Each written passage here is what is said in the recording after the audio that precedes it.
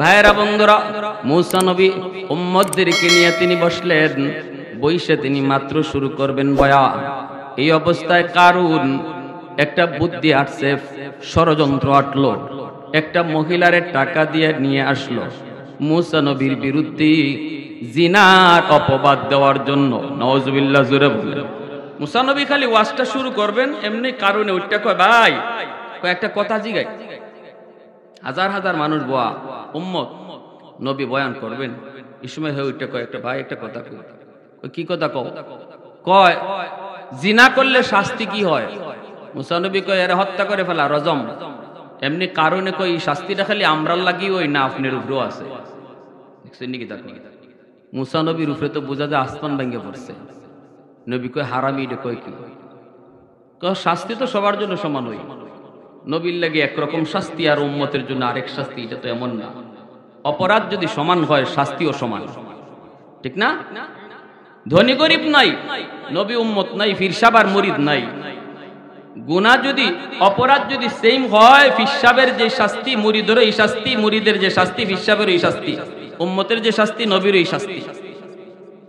আচ্ছা, যদি বিষয়টা এরমই হয়, তাহলে এই মহিলা কি কয় একটু শুনেন। এই মহিলারে কিন্তু টাকা খাওয়াই নিয়ে এসে।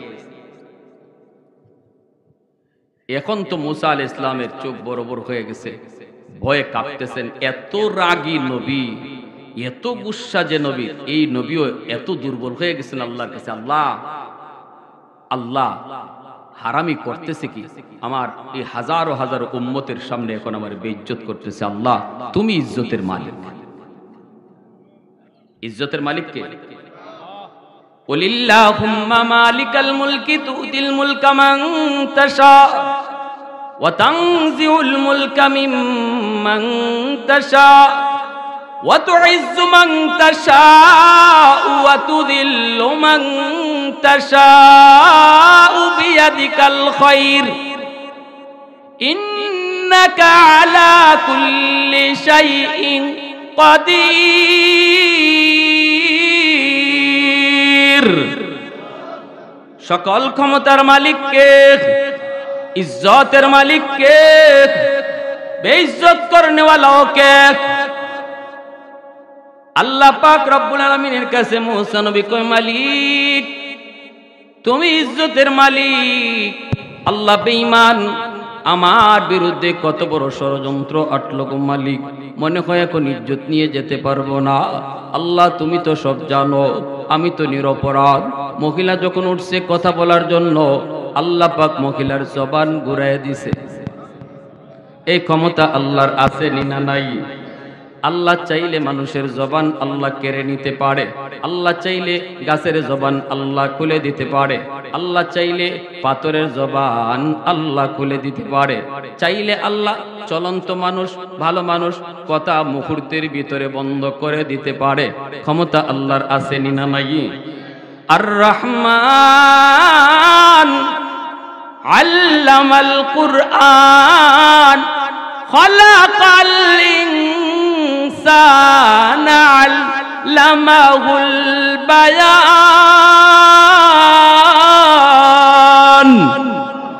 কথা বলার শক্তি দেয় কে? একটু জোরে আওয়াজ দিয়া বলো কে? আল্লাহ চাইলে মানুষের জবান কেড়ে নিতে পারে, আল্লাহ চাইলে গাছের জবান খুলে দিতে পারে।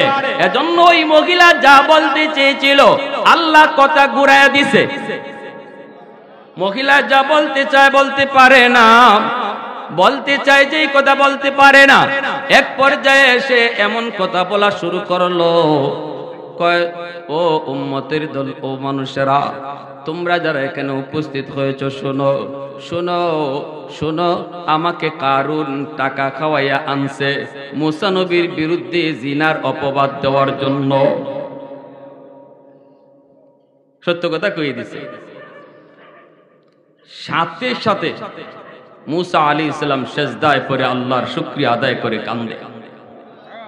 আল্লাহ তুমি বাঁচাইছো নিজ হাতে।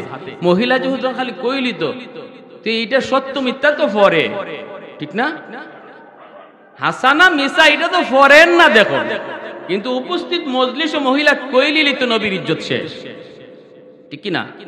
কারণ আলেম উলামা এমনই, একজন আলেমের বিরুদ্ধেও যদি কোন সরকারে তারে ধরতে চায়, মানুষের কাছে ফসাইতে চায়, টাকা পয়সার লেনদেন দিয়া তারে ধরে না, ধরে কোন নারী কেলেঙ্কারি ফালাইয়া, মিথ্যা কথা, মিথ্যা ঘটনা, তারপর এটা সেন্সিটিভ কোন আলেমের সাথে যদি কোন রকম জড়াই দিতে পারে, মানুষের অন্তর থেকে তার মহব্বত সরে যায়। মানুষও ভাবলিকে মনে করবো দৌড় বা কিছু না কিছু ওই বলতই আসা না ওইলে কি আর রময়নি এমনি রটেনি, ওই বিভিন্ন কথা শুরু হয়ে গেছে গিয়া। তো এই অবস্থায় একজন মানুষের ইজ্জত নষ্ট করার জন্য এই জায়গাটাই হলো সবচেয়ে দুর্বল জায়গা। আর কারণ এই দুর্বল জায়গাতেই মুসা নবীকে হিট করেছে। তখন মুসা আলাইহিস সালাম সেজদায় পড়ে আল্লাহরে কয়, আল্লাহ ও মালিক, কারণে যে এত বড় ষড়যন্ত্র করলো, যদি তুমি এখন আমারে না বাঁচাইতা তাহলে তো আমার কাম শেষ আছিল, আমি তো আর মুখ দেখাইতে পারতাম না। আল্লাহ আমার তো আর সহ্য হয় না, এটা তো তারে কিছু করা দরকার, তারে তো কিছু এর বদলা দেওয়া দরকার। এত বড় ষড়যন্ত্র যে করলো, আল্লাহ পাক কয় মুসা শাস্তিটা তুমি দিবা না আমি দিতাম? মুসা আলাইহিস সালামকে আল্লাহ তুমি কও, তুমি দিবা না আমি দিমু? আল্লাহ কয় মুসা তুমি ওই দেও শাস্তিটা, তবে আমি সাহায্য করব। কথা বুঝেননি? এমনি মুসা আলাইহিস সালাম কয় জমিন ওরে ধর, ওরে ধর, ইয়া আরদ খুজি, হে জমিন ওরে ধর। বলা মাত্রই আল্লাহ ইশারা দিয়ে দিছে জমিন রে। জমিনে তো আল্লাহর পাশে এই দিছে, আল্লাহ তোমার মুসায় তো কয় ধরতাম, কিন্তু তোমার আদেশ ছাড়া তো ধরি কেমনে?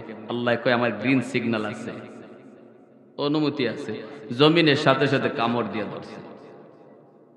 এখন তো কারণে বুঝছে কি রে, মাটি দিয়ে আমার কামড় দিয়ে ধরল।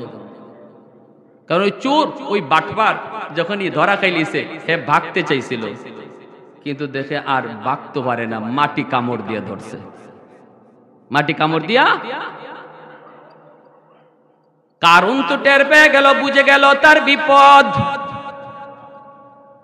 কারণ তো বুঝে গেল, টের পেয়ে গেল বিপদ, কিন্তু এই বিপদ থেকে বাঁচবে কি কইরা? মুসা আলাইহিস সালামকে বলতেছে, ভাই বেয়াদবি করে ফেলেছি, ভুল করে ফেলেছি। কারণ মুসা আলাইহিস সালামের চাচাতো ভাই, কারণ কিন্তু মুসা আলাইহিস সালামের আপন শাস্তো ভাই। আর খালি শাস্তুলি ভাই না, মুসা আলাইহিস সালামের বোনকেও কারণের কাছে বিয়া দিয়েছেন। কারণ ভালো ছিল, কারণ কিন্তু প্রথমে অনেক আমলদার ছিল, তাওরাত কিতাবের হাফেজা ছিল। এরপরে এর লোভ লাগছে। কেমনে লোভ লাগছে? মুসা আলাইহিস সালাম কইছিল, আল্লাহ এই তাওরাত কিতাবরে কি করবো? আল্লাহ কয় বাইন্ডিং করো। মুসা আলাইহিস সালাম কয় কি দিয়া? আল্লাহ কয় স্বর্ণ দিয়া। মুসা আলাইহিস সালাম কয় আল্লাহ 1000 খণ্ডের তাওরাত আমি বাইন্ডিং করমু, এত স্বর্ণ পাইমু কই? তখন আল্লাহ কয় স্বর্ণের কোনো অভাব হইতো না, জান্নাত থেকে একটা পাথর দিলাম, যে পাথরটার নাম হলো পরশ পাথর। নাম শুনছেন না আপনারা অনেকে? পরশ পাথর নামই খালি শুনছি আমরা, জীবনে কেউ দেখছেন নি পরশ পাথর? হ্যাঁ, পরশ পাথর কারে কয়? পরশ পাথর হইলো ই পাথর যেখানেই লাগানি হয়, মাটিত লাগলে মাটি শোনা হয়ে যায়, এইটারে কয় পরশ পাথর। পরশ পাথরের অর্থ হইলো এটা এমন এক জান্নাতি দামি পাথর, এই পাথর মাটিত লাগাইলে মাটি স্বর্ণ, পাথরে লাগাইলে পাথর স্বর্ণ, সব স্বর্ণ হয়ে যায়। এই এত দামি একটা পাথর আল্লাহ জান্নাত থেকে মুসা নবীরে দিলেন, আর বললেন এই পাথরটা তুমি মাটির চাকায় লাগাইলে মাটি সোনা, পাথরে লাগাইলে পাথর সোনা। সোনা কত চাও তুমি? তাওরাত কিতাবে বাইন্ডিং করো। মুসা আলাইহিস সালাম এই জান্নাতি পাথর পাইয়া এইবার তিনি বুঝে গেছেন যে স্বর্ণ তো হয়ে যাইব। তখন কয় আল্লাহ স্বর্ণ তো পাইছি, বুঝিছে, এখন বানাইবো কেডায়? স্বর্ণকার তো লাগবো। ওই কারণ আসিল স্বর্ণকার, কারণ আসিল স্বর্ণকার। স্বর্ণকার বুঝিনি আমরা, বান্যা যেটারে কই, বান্যা সুখের ভাষা কি কয়? একটু পানি দিয়েছেন বান্যা। তো কারণ কিন্তু তখন ভালো। মুসা আলাইহিস সালাম যেমন তাওরাত কিতাবের হাফেজ, কারুনও কিন্তু তাওরাত কিতাবের হাফেজ ছিল, ভালো ছিল, কিন্তু স্বর্ণের কাজ জানতো। মুসা আলাইহিস সালাম ডাক দিলেন, একদিকে শাস্তলি ভাই আর একদিকে বোন জামাই কারুন। ডাক দিছেন, এ কারুন এদিকে আও। ভাই কি হইছে? কয় আল্লাহর কিতাব তাওরাতের বাইন্ডিং করতে হবে, স্বর্ণের বাইন্ডিং।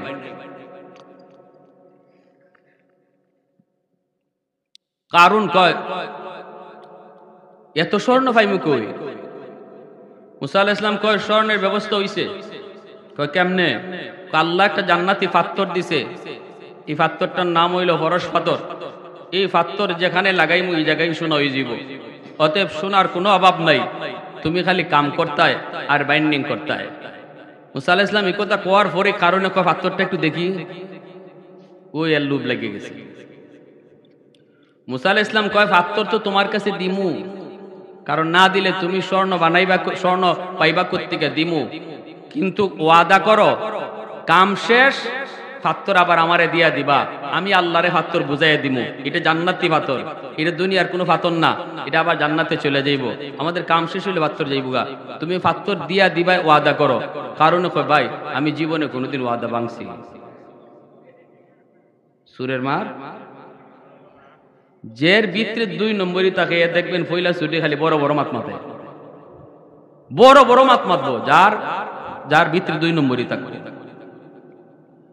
তো কারণে এই কথা কওয়ার পরে মুসা আলাইহিস সালাম কইতে ঠিক আছে নাও নাও ওই পাথর লয়ে যাও, কাম কইরো, দেলাইও কিন্তু কই দেলাইমু ভাই। ওমা কাম কুম সব শেষ, বাইন্ডিং করা শেষ। মুসা আলাইহিস সালাম কয় কিরে কারণ কই পাথরটা দেও তাড়াতাড়ি, আল্লাহ তো চাইতেছে। কয় ইন্না লিল্লাহ, ভাই আপনারে কেমনে যে কইমু, লজ্জায় বাসি না, পাথরটা তো আড়াই লিছে, পাথরটা বলে আড়াই লিছে।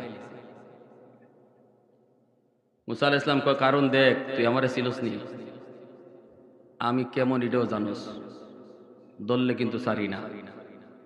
মুসা আলাইহিস সালামের এক থাপ্পড়ে মানুষ মরছে, জানেন না আপনারা? হ্যাঁ, কি জাত থাপ্পড় এটা? মারবার লাগি মারছেন থাপ্পড় না মারি ভাঙ্গাইছেন? আমরা যে ছোট্ট 2টা মানুষে যদি মারামারি করে, ছোট 2টা ফুলাফানে মারামারি করে, আমরা যে 2 জনরে গিয়া মারি, মাইরে যে এই পারে না, এই যে ছোট করে থাবা দেই, এই থাবা দেওয়ার উদ্দেশ্যে কি মারি লিতাম? মুসা আলাইহিস সালাম এইভাবে কইছিলেন, এ বেটা যা যা, পারে না যা, পারে না, এই পারে না কই যে যা কইছেন এতই শেষ। এখন বুঝেন আত কি জাত শক্তি আছে, নবীর শক্তি, হাতে কি জাত শক্তি আছে, যে পারে না যে কইয়া তো লাগাইছো, আল্লাহ কোরআনের মধ্যে কইছে হে শেষ, মরি গেছে। ফেরাউনের বংশের লোক, কিপ্তি বংশের লোক, ওই মুসা আলাইহিস সালামের বিরুদ্ধে মামলা হয়ে গেল, হত্যা মামলা, মুসারে ধরো, ফেরাউন ঘোষণা দিয়া দিল। তো ওই মুসা নবী বলতেছে কারুন লুক করিস না, দিয়ালা পাথরটা কিন্তু আল্লাহর দেওয়া, আর তুই যে পাথরটা লুকায় রাখতে পারবি তা না, দিয়া দে, আল্লাহ কিন্তু দেখতেছে সব। কয় ভাই আমি দিমু কুত্তিকা, হারাই লিছি। এমন লোক করা করছে, শিকারই করে না, শিকারই করে না। তখন মুসা আলাইহিস সালাম আল্লাহর কাছে, আল্লাহ হারামি তো লুক করে নিছে, এখন কি করতাম, এর কি ফিডাই মুই, ফিটাইলে কিন্তু দিয়া লাগবে। আল্লাহ পাক কয় মুসা ফিটাইবারও দরকার নাই, মারনেরও দরকার নাই, এ যে পাথর কই রাখছে আর কিতা করতেছে এটা তুমি যেমন জানো, আর আমি আল্লাহও দেখতেছি, সব দেখতেছি, তবে হের একটু সুযোগ দিয়া লাও, দেখি কি করে। আল্লাহ কয় এর একটু সুযোগ দিয়া লাও, লোভ যখন করছে একটু দিয়া দেও, দেখি কি করে। ওই এই পাথর দিয়া কারুন যে এত বড় ধনী হয়েছে, কেমনে ধনী হয়েছে কাহিনী শুনেন। ওই পাথর ভাইয়া হে লুকাইয়া লুকাইয়া অন্ধকারে অন্ধকারে ওই পাহাড়ও গিয়া এই পাথর লাগায়, পুরা পাহাড় শোনা হয়ে যায়। আর খালি কয় ভাইসি রে, এই স্বর্ণের ব্যবসা শুরু করলো সারা বিশ্ব জুড়া কারণে। মুসা আলাইহিস সালাম মাঝে মাঝে ডাকে আনে, কয় কারুন অত টাকা ফাঁস কই, অত সোনা ফাঁস কই, এখনো বালা আছে পাথরটা দিয়ালা। কয় না ভাই আমার কাছে নাই। আর আল্লাহ পাক তো তার সুযোগ দিয়া লাইছে, আল্লাহ কাছে দেখি কি করে। এইভাবে স্বর্ণ দিয়া সম্পদের পাহাড় বানাইয়া কারুন হয়ে গেল বিশ্বের সবচেয়ে বড় ধনী। আল্লাহ পাক এবার কইছিল মুসা এখন কারুনের কাছে যাও, গিয়া কও হে কেমনে সম্পদ বানাইছে, এটা হে যেমন জানে আমি আল্লাহও জানি, তবে যাই বানাইছে না বানাইছে, আচ্ছা বানাইছেই বলা, এখন গিয়া কও যাকাত দিত। মুসা আলাইহিস সালাম আয়া কইলেন কারুন আল্লাহ যাকাত চাইতেছে তোমার সম্পদের, সম্পদ যে কেমনে বানাইছো দুনিয়ার মানুষের না জানলেও আল্লাহ তো জানে, আর আমিও তো জানি, তুমিও জানো। এখন যা বানাইছো বানাইছো, আল্লাহ বলতেছে যাকাত দেওয়ার জন্য। অল্প কটা টাকা যাকাত, এই চাওয়াটাই মুসা আলাইহিস সালামের কাল হয়ে গেল। তাফসীরি কিতাবে লেখেন কারুন এমন কিপটা আছিল, এর আতো ফানি লইলে আঙ্গুলের ফাঁক দিয়ে ফানি ফরবার লাগিয়ে দিত।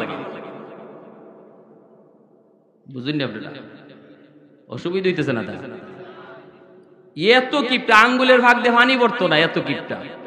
যখনই জাকাত চাইছেন এর মাথা গরম হয়েছে, হ্যাঁ আমি আবার আল্লাহরে টেকা দি মুখের লাগি, আমি আবার আল্লাহরে টেকা দি মুখের লাগি, আল্লাহ কি অতই গরিব হয়ে গেছি?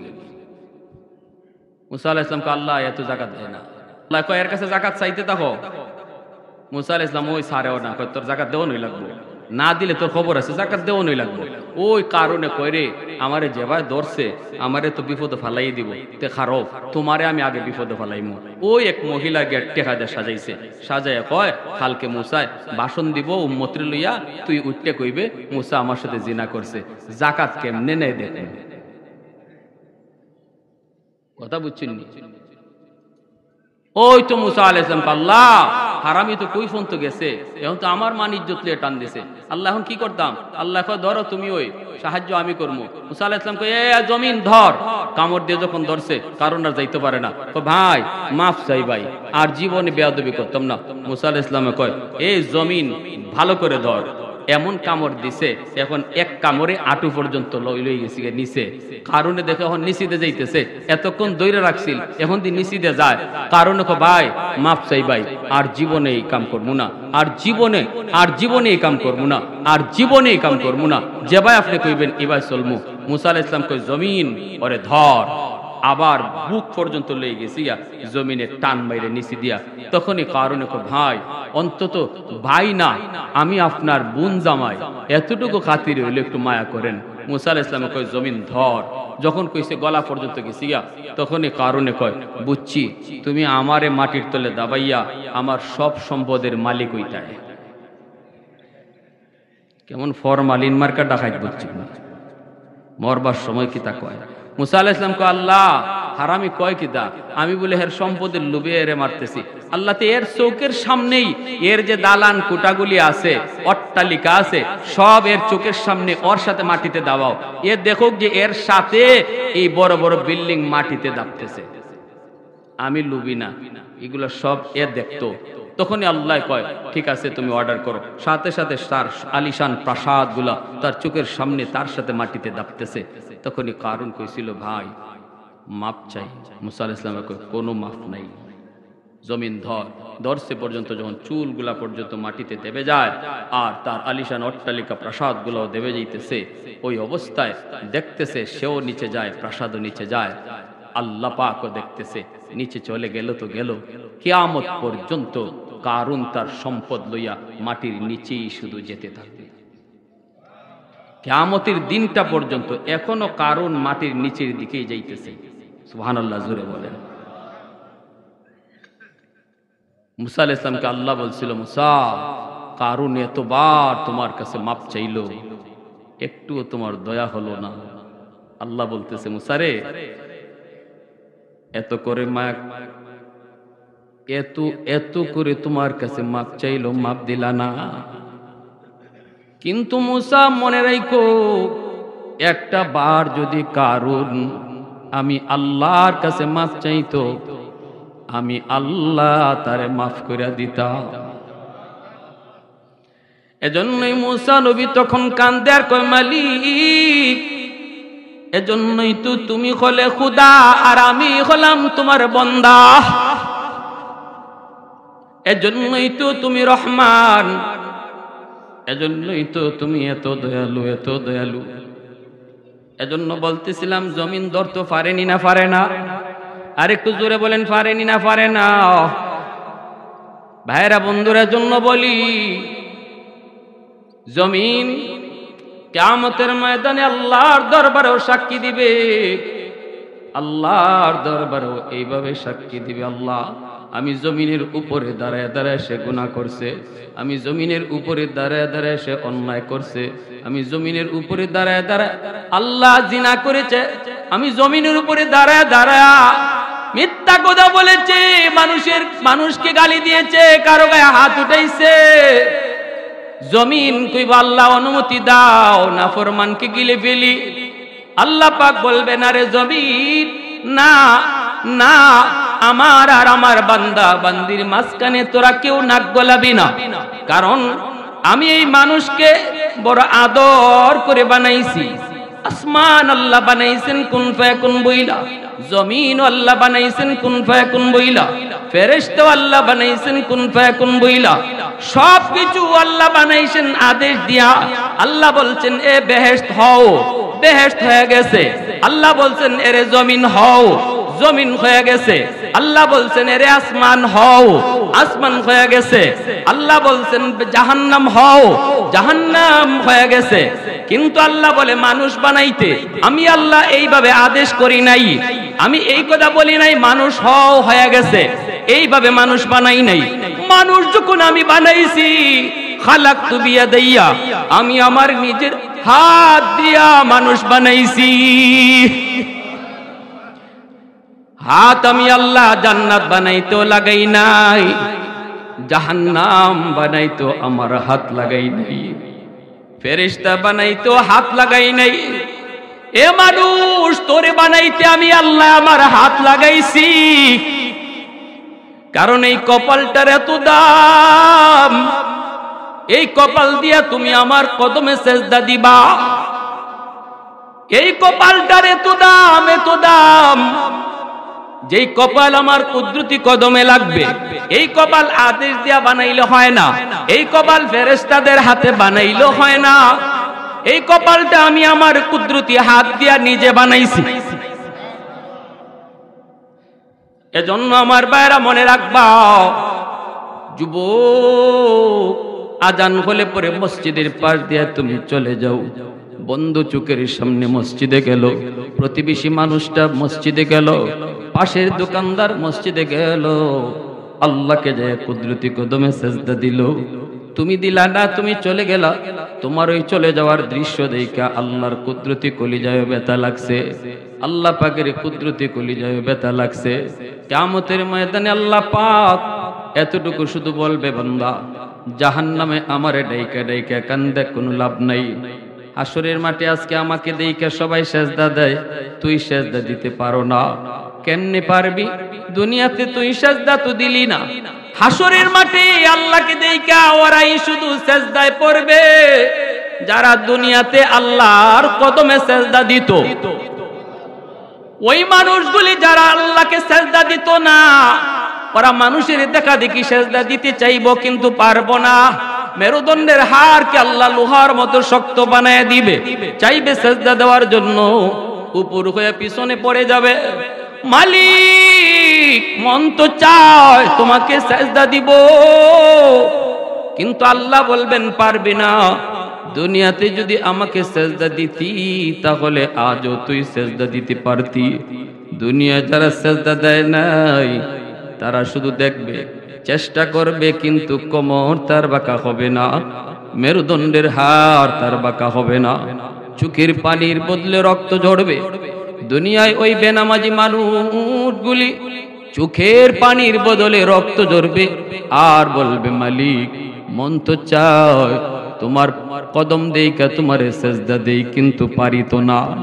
আল্লাহ কইব, বান্দা না না, ওই দিন যদি তুই দাওয়াত তাবলীগ ওয়ালাদের ডাকে মসজিদে যাইতি, ওই দিন যদি উলামায়ে কেরামের ডাকে ওয়াজ মাহফিলে বসতি, হয়তো কোনো একটা কথার দ্বারা আমি আল্লাহ তোর দিল পরিবর্তন করে দিতাম।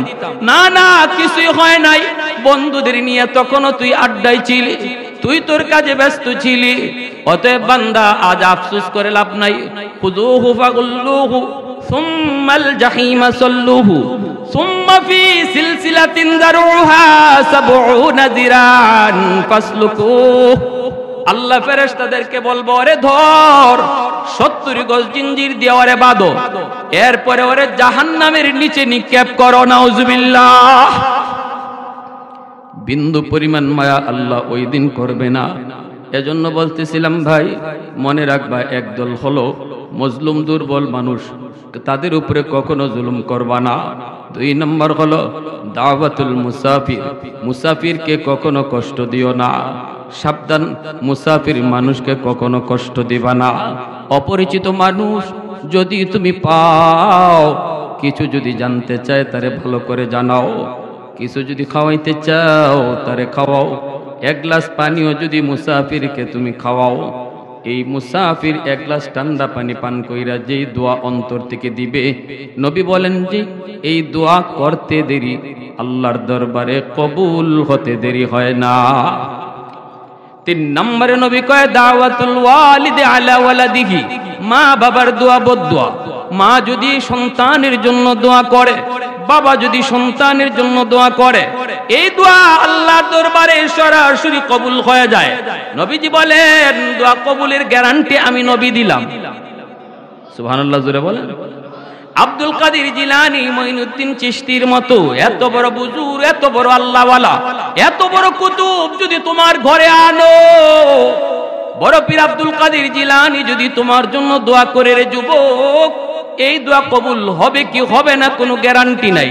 কিন্তু ভাঙ্গা করে তোমার মা যদি দোয়া করে, ভাঙ্গা করে বৈশা যদি মা হাত উঠায়, বাবা হাত উঠায়, নবীজি বলেন এই দোয়া কবুল হবে, গ্যারান্টি আছে।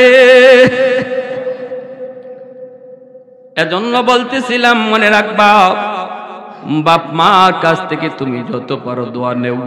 যদি দোয়া নিতে না পারো অন্তত বদদোয়া নিও না। এমন কোন কথা মার কলিজায় তুমি লাগাও না যেই কথায় মার কলিজায় ব্যথা পেয়েছে। এমন কোন কথা তুমি বাবাকে কইও না, রে যুবক। এমন কোন আচরণ তুমি কইরো না যেই আচরণে বাবায় কষ্ট পাইছে। এই কষ্টটা কিন্তু আল্লাহর আরশে পৌঁছে, মাঝখানে কোনো বাধা থাকে না, সোজা আল্লাহর কাছে পৌঁছে যাও। জিন্দেগির সফলতা আল্লাহ বরবাদ করে দিবে। চাকুরি পাবা না, ব্যবসা বাণিজ্যের সফলতা পাইবা না, হায়াতের ভিতরে বরকত পাইবা না, না না লেখাপড়ায় উন্নতি হবে না, কোন সাইডে তুমি না না সূর্যের মুখ দেখবা না। চেষ্টা তুমি কম করো নাই, কিন্তু সফলতা নাই। কারণ হলো মার কলিজায় ব্যথা, বাবার কলিজায় ব্যথা। এজন্যই মা বাবা হলো পাওয়ার হাউস। দুনিয়ার সফলতা চাও, পাওয়ার হাউস থেকে লাইন ওকে করো। মা বাবার দোয়া নিয়ে চলো, মা বাবার দোয়া নিয়ে সামনে আগাও।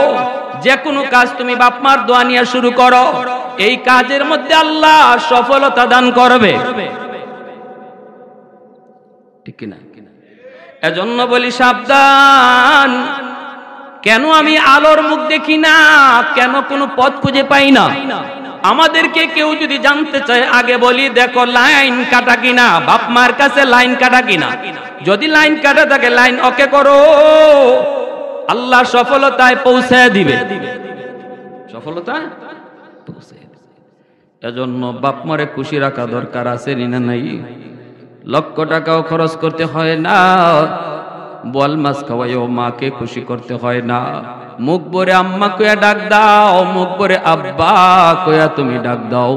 দেখবা মার দিল খুশি হয়ে গেছে রে যুবক, দেখবা বাবার দিলটা খুশি হয়ে গেছে।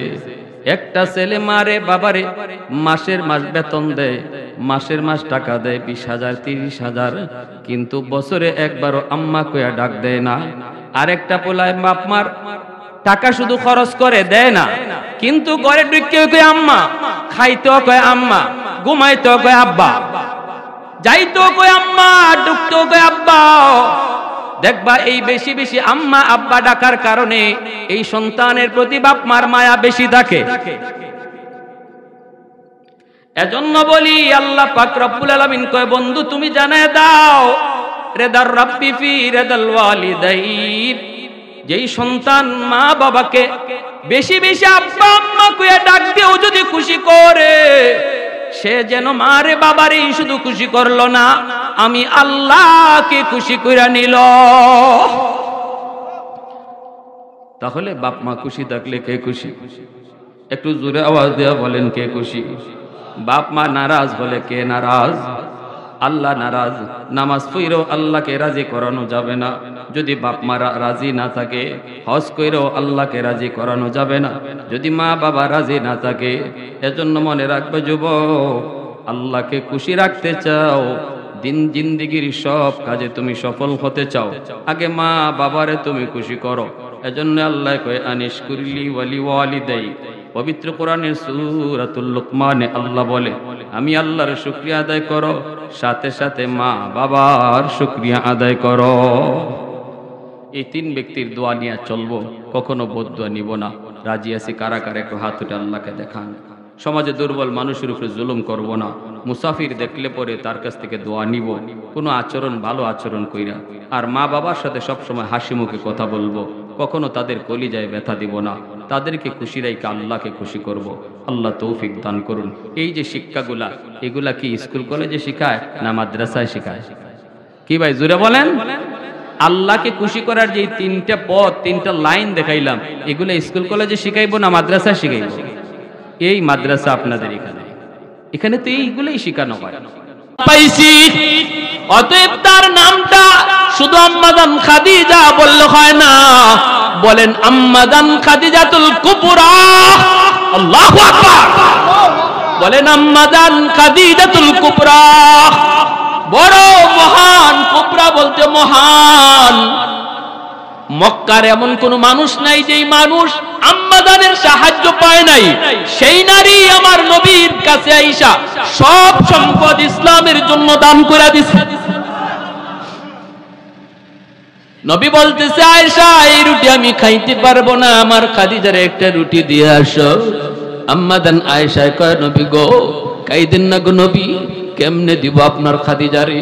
তিনি তো কবরে শায়িত। নবী বলতেছে, আয়েশা আমার খাদিজা যদিও কবরে শুয়ে আছে গো, তবু আমার খাদিজার একজন বান্ধবী দুনিয়াতে এখনো বেঁচে আছে, নাম হলো নাফিসা। নাফিসারে যায় একটা রুটি দাও। আমার খাদিজার এই রুটি দেওয়া হলো। আওয়াজ দিয়া কোন না সুবহানাল্লাহ। আল্লাহ নবী বুঝাইলেন, মা বাবা দুনিয়াতে নাই, দেখো মা যাদের সাথে চলতো ওই মহিলাদেরকে পাইলে মার মতো শ্রদ্ধা কইরো। বাবা যাদের সাথে চলতো বাবার বয়সের মানুষগুলারে পাইলে বাবার মতো শ্রদ্ধা কইরো, তাহলে আল্লাহ পাক মা বাবার কবরে তোমার খেদমত পাঠায়া দিবে। ভাইরা আমার জন্য বলছিলাম কয়টা আমল? জোরে বলেন কয়টা আমল? 1 নাম্বার হলো তাদের জন্য দোয়া করব তো ইনশাআল্লাহ। কি দোয়া?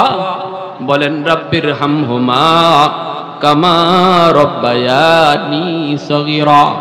এই যুবক মার কবরে পাশ দিয়া চইলা গেল, বন্ধুদের নিয়ে তুমি চলে গেলা বাবার কবরের পাশ দিয়া, একটা বারের জন্য মুখ দিয়ে এই দোয়াটা বের হলো না। বাবার রুহটা ডাইকা ডাইকা কান্দে আর কয়, বাজান রে কত রাত তোমার জন্য বাবা ডাক্তারের কাছে দৌড়াইছি, কোনদিন তোমার কারণে বাবার নামাজটা কাজা হয়েছে, আজকে আল্লাহর দরবারে ওই নামাজের কারণে বাবা গ্রেফতার। একটা বার যদি কবরের পাশে দাঁড়ায়া রাব্বির হামহুমা কামা রব্বায়ানি সগীরা কইয়া দোয়া করতা, আল্লাহ বাবার কবরের আযাব আল্লাহ মাফ করে দিত। 2 নম্বরে নবী বলতেছে, দান সদকা করো, মসজিদ মাদ্রাসায় দান করো, ওয়াজ মাহফিল করো, নেক কাজে তুমি বাপ মার নামে দান করো। 3 নম্বরে নবী বলতেছেন, শুনো তাদের কোনো পাওনা যদি তাকে পাওনা পরিশোধ করো। মানুষের কোনো হক যদি তাদের দ্বারা নষ্ট হয়ে থাকে, তুমি সন্তান হিসাবে তাড়াতাড়ি হকটা ফিরাইয়া দাও। 4 নম্বরে নবী বলতেছেন, তাদের রক্তের মানুষ যারা আছে তাদের খোঁজ খবর তুমি রাখো, ডায়েরি কইরা নাও। ডায়েরি, বর্তমান যুগটা তো সহজ, মোবাইলের যুগ। ডায়েরির মধ্যে আত্মীয় স্বজনের নাম লিখে রাখো, আর ডান দিকে তুমি নাম্বারটা উঠায় রাখো, উপরে লিখে রাখো সপ্তাহে 1 দিন ফোন দিয়া খবর নিব। তুমি যদি ফোনটা দিয়া খবর নাও, 1 সপ্তাহ পর পর, 15 দিন পর পর, 1 মাস পর পর ফোনটা ডায়েরিটা নিয়ে বসো, নাম্বার দেখে দেখে ফোন নিয়ে শুধু খবরটা নাও। আমার নবী কয়, প্রতিটা ফোন তোমার বাবার কবরে যাইতেছে। সুবহানাল্লাহ, জোরে বলে।